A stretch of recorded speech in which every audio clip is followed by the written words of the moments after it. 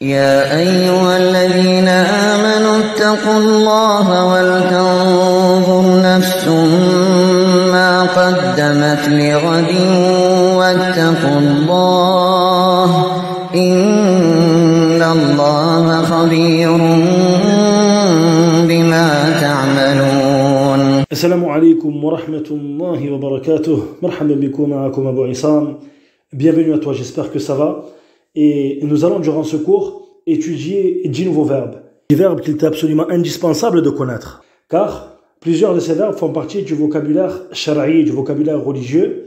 Et il faut savoir que le programme du Markaz est composé des mots qu'il est indispensable de connaître dans ton quotidien, dans la vie mondaine, également qui était indispensable de connaître dans la religion de l'islam. Le premier de ces verbes, c'est le fi'l abada. Ya'budu, u'bud, et pour al-masdar, ibada, qui désigne évidemment adorer. Et tu l'as, par exemple, dans la parole d'Allah Ta'ala, وَمَا خَلَقْتُ الْجِنَّ وَالْإِنسَ إِلَّا لِيَعْبُدُونَ. Et je n'ai créé les djinns et les hommes que pour qu'ils m'adorent. Et l'adoration, c'est donc al-ibada. Le deuxième de ces verbes, c'est le fi'l qala yaqulu. Pour al-amr, tu diras qul, et pour al-masdar, tu diras qawlan.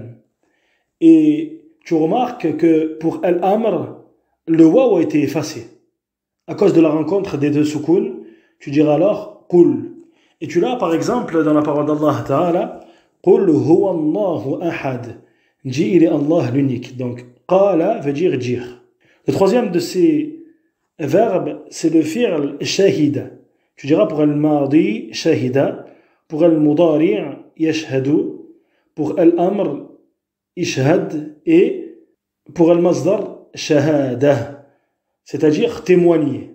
Et c'est pour cela que on dira pour le premier pilier de l'islam, shahadatu an la ilaha illallah wa anna muhammadan rasulullah sallallahu alayhi wa sallam. Le premier pilier de l'islam est le fait de témoigner que nulle divinité ne mérite d'être adorée en dehors d'Allah et que Muhammad sallallahu alayhi wa sallam est le messager d'Allah. Le quatrième de ces verbes, c'est le fi'l istashhada. Pour al-madi, yastashhidu. Pour al-mudari' istashhid. Pour al-amr, et pour al-masdar, on dira istishhada, qui veut dire demander le témoignage.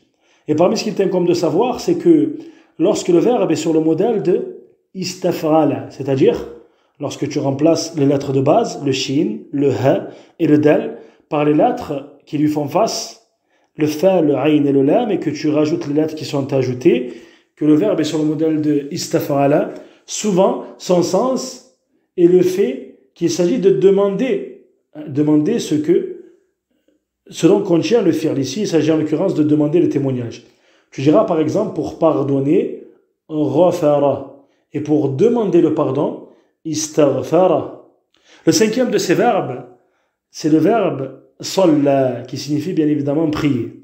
Salla, yusalli pour al-mudari', salli, avec l'effacement du ya à la fin, car c'est un verbe qui est composé d'une lettre malade à la fin, et les lettres malades dans la langue arabe sont le alif, le waw et le ya.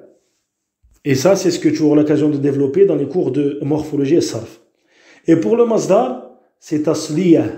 Mais ici, il faut absolument savoir que le masdar qui est mentionné, c'est le masdar qui est impliqué par le modèle du verbe. Salla, qui est sur le modèle de fa'ala. Et encore une fois, le fait de faire face aux lettres de base par les lettres qui sont le fa, le ayn et le lam, c'est ce que tu étudies également dans les cours de sarf. Mais il faut savoir que le mot qui est utilisé pour la prière, c'est bien évidemment salatan. C'est évidemment salatan. Le sixième de ces verbes, c'est le fi'l sama, qui désigne le fait de jeûner. Tu diras sama pour dire il a jeûné, yasumu pour al-mudari' pour dire il jeûne, sum pour al-amr pour dire jeûne dans la forme impérative, et pour le masdar on en a mentionné deux, sawma et siyama. Et ceci nous prouve qu'il se peut qu'il y ait plus qu'un seul masdar, qu'il y en ait deux voire plus. Le septième de ces verbes, c'est le fi'l hajja, qui signifie le fait d'accomplir le pèlerinage. Hajja, yahujju, pour al-amr on dira hujja, et pour le masdar, on dira hajja. On dit donc pour le pèlerinage al-hajj.